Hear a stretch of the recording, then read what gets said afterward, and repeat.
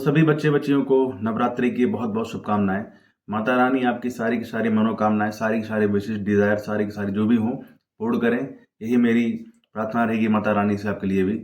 तो आज हम बात करने वाले हैं यूपी ट्रिपल एस सी 5512 के रिटन का एग्जाम कब हो सकता है, इतना डिले क्यों हो रहा है, क्या रीजन हो सकते हैं, उसके बारे में बात करेंगे। और साथ में ये बात करने वाले हैं कि टाइपिंग आपको अभी सीखनी चाहिए, बाद में सीखना चाहिए, इसके बारे में बात करेंगे। और कितना जरूरी है सारी चीज़ें इस वीडियो में सारी बात करेंगे। और वीडियो को टू पे लगा लीजिएगा, वीडियो को स्किप ना करिएगा, तो ये आपके लिए थोड़ा सा बेनिफिशियरी रहेगा। तो सबसे पहले हम बात करते हैं जो 1262 की डीबी अभी स्टार्ट होने वाली है 3 अप्रैल से। तो जो भी साथी हमारे ऑलरेडी कहीं सिलेक्टेड हैं, अच्छी जगह पर हैं, तो अगर वो चाहते हैं कि एक बार हम डीबी स्किप कर दें तो शायद किसी और बच्चों का भला हो जाए। तो अगर आप लोग कहीं पर अच्छी जॉब पे हैं, अच्छी जगह पर कहीं पोस्टेड हैं, तो आप लोग डीबी को प्लीज़ स्किप कर दीजिए, जिससे जो बच्चे बहुत से बच्चे थे, नीडी बच्चे हैं, जिनको ये जॉब मिल सके। आप लोग अगर तैयारी करनी है तो कोई एक अच्छी जॉब की तैयारी कर सकते हैं, मतलब अच्छे ग्रेड पे की तैयारी कर सकते हैं। बाकी ये जॉब इन लोगों के लिए छोड़ दीजिए। अब बात करते हैं हम लोग 5512 की। एक्चुअली क्या है कि आपने देखा ही होगा कि बहुत सी जो कंपनियां होती हैं, ब्रांड होती हैं, कंपनियां होती हैं, प्रोडक्ट होती हैं, जब वो लॉन्च करती हैं तो लास्ट में एक टैगलाइन लिखा देते हैं वो लोग। जैसे आपने देखा होगा माउंटेन ड्यू, डर के आगे जीत है, हम सब आज को तूफानी करते हैं, ये इनकी टैगलाइन होती हैं। तो यूपी ट्रिपल एस सी मुझे लगता है कि इसरो और डीआरडीओ से बहुत ज़्यादा ही इंस्पायर्ड है। और क्योंकि एक हमारी ब्रह्मोस मिसाइल है और बहुत सारी डीआरडीओ और इसरो मिसाइलों को लॉन्च करती है, तो उनकी एक टैगलाइन है ब्रह्मोस मिसाइल की, दागो और भूल जाओ, मतलब फायर एंड फॉरगेट, ये इनकी एक टैगलाइन है। तो शायद वही tagline UP triple S C ने उठा ली है। और यूपी ट्रिपल एस सी को जो उनका गुमती भवन पिकअप भवन है, तो वहां पर यूपी ट्रिपल एस सी के नीचे लिख देना चाहिए टैगलाइन की, दागो और भूल जाओ, मतलब नोटिफिकेशन को रिलीज करो और भूल जाओ। कब एग्जाम होगा? 2016, 17, 18, 19, 20 की वैकेंसी आज तक क्लियर नहीं हो पाई हैं कुछ। और अभी देखो 5512 का एग्जाम पता नहीं कब हो पाएगा। और उसके बाद में 1262 का अभी डीबी स्टार्ट होने वाला है। 1 साल लग गई थी टाइपिंग होने में उसका डीबी, और डीबी का पता नहीं रिजल्ट कब आए। तो जहाँ तक है इनका यही है कि दागो और भूल जाओ की नीति पर ये लोग काम करते हैं। और ठीक है, चलो कोई बात नहीं, लेट होते हैं बट फेयर एग्जाम भी होते हैं और फेयर सिलेक्शन भी होता है बिना किसी पैसे का, ये भी ठीक है। लेकिन थोड़ा सा यूपी ट्रिपल एस सी को अपने इस टैगलाइन को हटाना चाहिए और थोड़ा सा बहुत तेजी से काम करना चाहिए, जिससे जो बच्चे हैं जिनका टाइम खराब हो रहा है। देखा जाए तो अगर 2-3 साल पहले इतना वैकेंसी लेट हो रही है, अगर पहले से ही इन लोगों का सिलेक्शन हो जाता तो इतना फाइनेंशियल लॉस भी नहीं होता, और इतना इनका आप समझो सीनियरिटी जूनियरिटी में भी लॉस नहीं होता है ना। तो सारी चीज़ें होती हैं। खैर कोई बात नहीं, अब हम बात करते हैं 5512 की, ये एग्जाम इतना लेट क्यों हो रहा है और कब तक हो सकता है।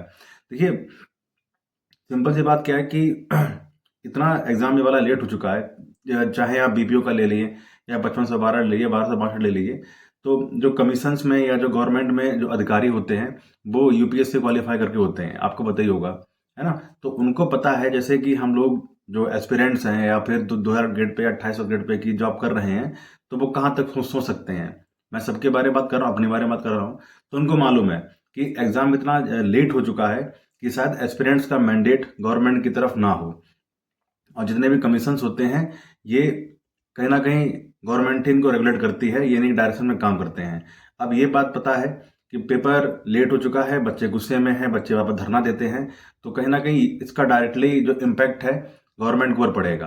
तो ये इसे लेट कर रहे हैं क्योंकि आपको पता ही होगा कि 8th पे कमीशन आने वाला है अभी, जनवरी से लागू हो जाएगा।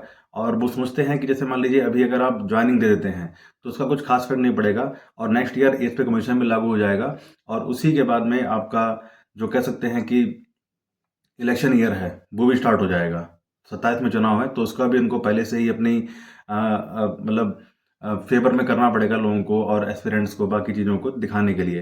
तो देखिए बात ये है कि जैसे अभी अगर वो आपको ज्वाइनिंग करवा देते हैं, अब मामला बहुत लेट हो चुका है, अगर 1 साल पहले ही ज्वाइनिंग हो जाती कोई बात नहीं थी, लेकिन अब मामला इतना लेट हो चुका है आपका कि वो कहीं ना कहीं मुझे लगता है वो ये सोच रहे हैं कि बच्चों की जो ज्वाइनिंग है वो जनवरी के बाद दी जाए, तभी वो इतना लेट करें। जितना इधर आपको समझ लो, जितना आप इधर लेट करेंगे लो एग्जाम, उतना ही ज्वाइनिंग आपकी जनवरी के साइड में हो पाएगी। ये इसीलिए क्योंकि अभी देखिए गणेश आय की या 2000 गेट पे की जितनी भी जॉब हैं, उसमें जो अगर आप ज्वाइनिंग सैलरी देखी जाए तो लगभग 30-31 हज़ार रुपये मिलेगी। और अगर 4-5 महीने में ज्वाइनिंग हो भी जाती है, मतलब इस ईयर ज्वाइनिंग हो जाती है, तो उससे कुछ खास इफेक्ट पड़ेगा नहीं सैलरी का। अब वहीं पर अगर आप मान के चलते हैं कि जनवरी या फरवरी में आपकी ज्वाइनिंग होती है, तो वो सैलरी बनेगी आकर आपकी 41-42 हज़ार रुपये, है ना। और सेकंड थिंग ये भी है कि मान लीजिए अभी वो ज्वाइनिंग दे देते हैं, अगस्त, सितंबर, अक्टूबर, नवंबर तक ज्वाइनिंग दे देते हैं आप लोगों की 5512 की या किसी की भी, तो उसमें बात ये रहती है कि इसमें लेखा जो ट्रेजरी वाला है उसका काम ज़्यादा बढ़ जाएगा आपका। जैसे जब आप 6 से 7 में कमीशन में आओगे, 7 से 8 पे कमीशन में आते हैं, जैसे मैं ही जब आऊँगा 7 से 8 कमीशन में जब हम आएंगे, तो क्या होगा कि हमारा पे रिवीजन होगा, वेतन पुनरीक्षण जिसको बोलते हैं वो होगा, फिक्सेशन होगा, इसका थोड़ा सा बर्डन बढ़ जाएगा। और वो सोचते हैं कि चलो ये बर्डन ना बढ़े, सीधे डायरेक्ट उनको 8th पे कमीशन में ही हम लोग इनकी ज्वाइनिंग देते हैं, तो डायरेक्ट इनकी सैलरी ही बन जाएगी 8th पे कमीशन अकॉर्डिंग 40-40 हज़ार रुपये। तो एक तो ये है कि इमोशंस, उनको जितने भी अधिकारी हैं ये बच्चों के इमोशन को पढ़ना अच्छी तरह के जानते हैं। हम लोग भी 3 साल लेट हो गए थे हम लोग की ज्वाइनिंग में, तुम लोग भी आप ही की तरह निकले हैं, आप ही की तरह हमारी सोचा थिंकिंग है, 2800 और 2000 गेट पे वाली सोच हमारी भी है। तो जैसे मान लीजिए 3 साल हम लोग बहुत ही गुस्सा में थे, बहुत गुस्से में थे कि कुछ नहीं होगा, गवर्नमेंट ऐसी है वैसी है। लेकिन जब एक बार हम लोग की ज्वाइनिंग हो गई, ज्वाइनिंग होने के बाद सैलरी आने लगी, तब लगा कि यार चलो कोई बात नहीं, लेट हो गए लेकिन ज्वाइनिंग तो कम से कम इन्हीं ने ही दी और सैलरी भी इन्हीं से मिल रही, तो चलो ठीक है, हम गवर्नमेंट के फेवर में बात कर लेते हैं। तो ये चीज़ें हैं और ये बात अधिकारियों को पता है, सभी को पता है। तो इसीलिए जो पेपर है थोड़ा लेट हो रहा है, क्योंकि इतना इतना लेट करेंगे, जैसे मान लीजिए अभी आपका सुनने में आ रहा है कि मई लास्ट में, जून में हो जाएगा। अब अगर जून में पेपर होता है तो कम से कम 2 महीने में आपका रिजल्ट आएगा, मतलब अगस्त लास्ट में, सितंबर में रिजल्ट आ जाएगा। उसके बाद में 2 महीने के बाद टाइपिंग होगी, अक्टूबर नवंबर साइड में टाइपिंग होगी, फिर वही जो रिजल्ट आएगा डीबी होगा, तो ये भी जनवरी फरवरी टाइप में आपकी, मतलब साइड में आपकी ज्वाइनिंग हो जाएगी। और यही चीज़ आयोग भी चाहते हैं कि जितना इधर खींच सकते हैं, जितना इधर खींच सकते हैं हम लोग, तो उतना मैक्सिमम समय खींचेंगे, क्योंकि आपकी जो ज्वाइनिंग है वो 8th पे कमीशन में आए और 10,000 रुपये का फर्क पड़ेगा। देखिए, अगर अभी ज्वाइनिंग हो जाती, इस 2025 ज्वाइनिंग हो जाती है, और तो आपकी लगभग 30-31 हज़ार सैलरी बनेगी, और जब आप 8th पे कमीशन में जाएंगे तो वही सैलरी आपकी लगभग 41-42 हज़ार रुपये पड़ेगी। अब वो 10,000 रुपये तो लगता है कि हाँ चलो कम है, लेकिन जब आप देखोगे कि ये 42,000 रुपये आपको मिलेंगे, तो आप ऑटोमेटिकली, एक इमोशनल अटैचमेंट बच्चों का होता है, ऑटोमेटिक आप गवर्नमेंट के बारे में बात करेंगे, तो ये सभी को पता है, इसीलिए थोड़ा सा लेट हो रहा है। तो जहाँ तक है मेरा मानना कि ये शायद मई लास्ट में या जून में एग्ज़ाम हो जाएगा, अब ज़्यादा ही खिंच गया एग्ज़ाम है। तो आप लोग अपनी जो तैयारी है उसको आखिरी उसको कह सकते हैं आखिरी समय आ गई है। अप्रैल तक आप लोग अपने सारा जितना भी आपका सिलेबस है वो कंप्लीट कर लीजिए। और अब टाइम ये आ गया है कि मोबाइल से दूरी बना लीजिए। जितने भी ऑफलाइन आपके पास प्रैक्टिस सेट है, रिवीजन है, उससे करिए। मोबाइल से ज़्यादा रिवीजन के मोबाइल से रिवीजन करने में आपका टाइम ही खराब होगा। तो अब बात करते हैं टाइपिंग की। टाइपिंग बहुत से बच्चे कमेंट ही कर रहे थे कि भैया टाइपिंग अभी सीखें या बाद में सीखें। तो इसमें सबसे पहली बात तो ये है कि जैसे मान लीजिए जितनी जरूरी आपका रिटन एग्जाम है, उतना जरूरी आपके लिए टाइपिंग भी है। अब टाइपिंग में देखा है मैंने, बहुत सारे बच्चे जो हैं वो लगभग अच्छे नंबर लाए थे 1262 में, 65-70 नंबर लेकर आए, लेकिन वो टाइपिंग नहीं निकाल पाए। ऑल्दो एक ईयर का टाइम भी टाइपिंग के लिए मिला था, थोड़े रूल भी चेंज हो गए थे, लेकिन फिर भी बहुत से बच्चे ऐसे थे जो टाइपिंग नहीं निकाल पाए। थोड़े टाइपिंग को हल्के में लेगा कि चलो ठीक है, जब टाइपिंग की डेट आएगी तभी हम टाइपिंग करना स्टार्ट करेंगे। अब इससे घाटा क्या होता है, जैसे मान लीजिए अभी आपकी जो रिटन का एग्जाम है वो मान लो जून में हो जाता है, ओके। बहुत से साथी हमारे हैं जो अभी टाइपिंग सीख रहे होंगे, बहुत साथियों को सोचा होगा चलो जून में एग्जाम हो जाता है, एग्जाम की रिटन में हम लोग तैयारी कर लेते हैं, बाद में जैसे रिटन होगा उसके बाद में तैयारी करना स्टार्ट करेंगे, अपने टाइपिंग की प्रैक्टिस करना स्टार्ट करेंगे। अब जैसे रिजल्ट आ गया मान लीजिए, अब यहाँ पर आप एक इस डिलेमा में रहेंगे कि पता नहीं रिजल्ट कब आ जाए, है ना। शायद 2 महीने में आ जाए, शायद 3 महीने में आ जाए, पेपर भी अच्छा आपका हो गया। तो अब क्या हो जाएगा यहाँ पर कि आपकी जो मेंटली कंडीशन है वो अनस्टेबल हो जाएगी यहाँ से। चाहे टाइपिंग 1 साल के बाद में हो, लेकिन आपके मन में सोच ये रहेगी कि अब तो रिटन एग्जाम तो हो चुका है, अब शायद 2 महीने बाद टाइपिंग हो जाए, 3 महीने बाद टाइपिंग हो जाए, 4 महीने बाद टाइपिंग हो, चाहे 15 में टाइपिंग हो जाए, है ना। तो इसमें क्या होगा कि आप लोग जल्दी टाइपिंग करना करोगे, जल्दी टाइपिंग करोगे, प्रैक्टिस करोगे, उल्टे सीधे वर्ड टाइप करोगे, कठिन से कठिन पैसेज लेकर आओगे, है ना। तो यहाँ पर आपको जो माइंड है वो उन चीज़ों को कनेक्ट नहीं कर पाएगा। और जैसे मान लीजिए अब अभी टाइपिंग आपकी नहीं हुई है, ना रिटन हुआ, अगर अभी से आप आधा आधा घंटा हिंदी इंग्लिश के लिए टाइपिंग के लिए निकाल लेते हैं, तो आपका माइंड अभी टाइपिंग के लिए बिल्कुल फ्री है, एक एक प्रैक्टिस ही केवल रहेगी। तो आपके यहाँ पर टाइपिंग स्मूथली होती रहेगी, है ना। क्योंकि अभी आपके सामने रिटन एग्जाम है और उसके बाद टाइपिंग होगी। एक बार आपका जब रिटन एग्जाम हो जाएगा तो फिर अब आपके सामने केवल टाइपिंग रहेगी। तो यहाँ पर अब आपका पेपर भी अच्छा हो गया, अब ये प्रेशर भी आपके ऊपर रहेगा कि पेपर तो अच्छा हो गया, अब तुम्हें टाइपिंग कैसे भी करके निकालनी है ना। और मैंने फिर बोला कि चाहे 1 साल के बाद ही टाइपिंग क्यों ना हो, लेकिन आपके मन में ही चीज रहेगी कि रिटन हो चुका है, अब टाइपिंग जल्दी होगी। चाहे 15 दिन में हो जाए या 20 दिन में हो जाए, 1 महीने 2 महीने में, उसके अकॉर्डिंग आप टाइपिंग प्रैक्टिस करोगे तो गलतियां ज्यादा ही करोगे।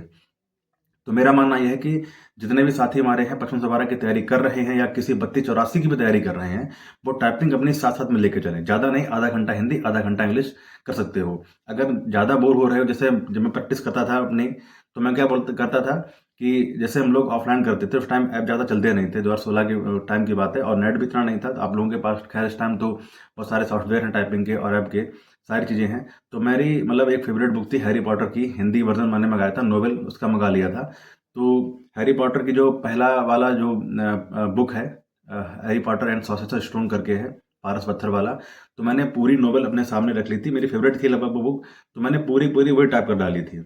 आप लोग कर सकते हैं, ऐसा ना करिएगा। आप लोग क्या कर सकते हैं, आपका रिटन एग्जाम अभी नहीं हुआ है फिलहाल, तो जैसे आपने हिस्ट्री पढ़ना स्टार्ट करी, हिस्ट्री की प्रैक्टिस कर ली, अब आपको लगता है कि थोड़ा बोर हो गए हैं, तो आप क्या कर सकते हैं, पॉलिटी उठा लो।